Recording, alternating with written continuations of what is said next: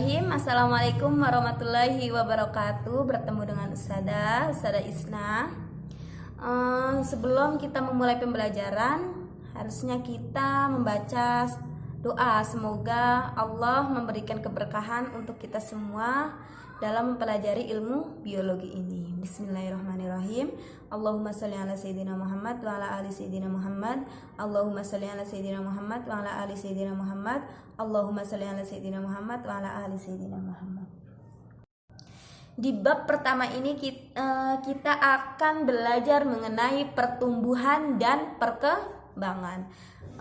Pertumbuhan dan perkembangan itu kan sama, Ustazah. Kata siapa sama?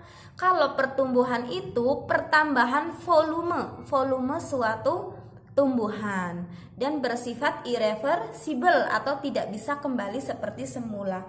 Apa sih yang dimaksud dengan pertambahan volume? Pertambahan volume itu misal dia itu tambah tinggi, tambah lebar gitu.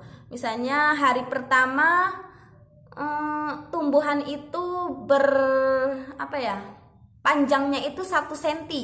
Nah, hari kedua itu panjangnya 2 cm. Itu namanya pertumbuhan. Kenapa dia bisa dia mempunyai sifat irreversible? Karena dia itu tidak bisa kembali seperti semula. Seperti hari pertama dia 1 cm. Hari kedua ternyata tumbuhnya menjadi setengah centimeter. Yaitu nggak bisa. Jadi dia itu nggak bakalan kembali lagi ke awal lagi. Dia itu akan terus berkembang, kecuali kalau sel-sel yang ada di dalam tumbuhannya sudah mati, dia pun tidak akan kembali seperti semula, tapi tetap ya.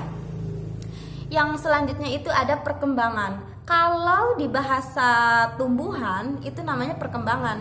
Tapi kalau di bahasa kita sebagai manusia itu namanya masa pubertasnya kita.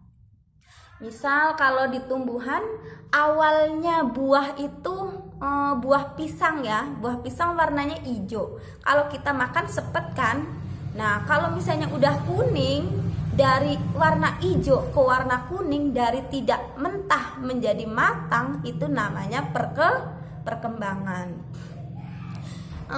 Jadi kalau misalnya kita ringkas, perkembangan adalah proses menuju tercapainya kedewasaan atau tingkat yang lebih sempurna. Tahap-tahap pertumbuhan dan perkembangan pada tumbuhan adalah berawal dari biji. Jadi semuanya itu berasal dari biji. Nah, untuk perkecambahan, kalau misalnya udah dari biji berarti ada perkecambahan kan? Perkecambahan itu ada 2 tipe hipogel dan tipe epigel. Tulisannya hipogel dan epigel. Kalau hipogel itu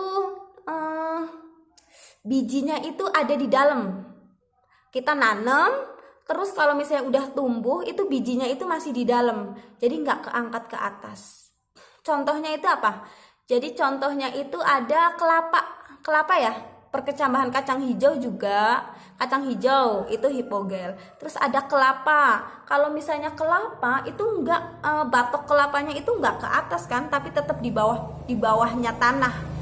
Nah, kalau misalnya epigel itu kecambahnya atau bijinya itu naik ke atas. Contohnya itu perkecambahan pada kacang kapri.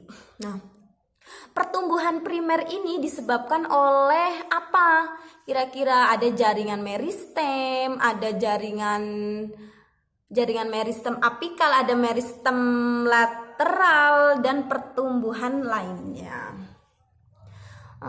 Ustazah cukupkan sekian. Nanti Ustazah akan beri catatan yang setiap pertemuan nanti akan kalian catat berupa file, dicatat di buku ya.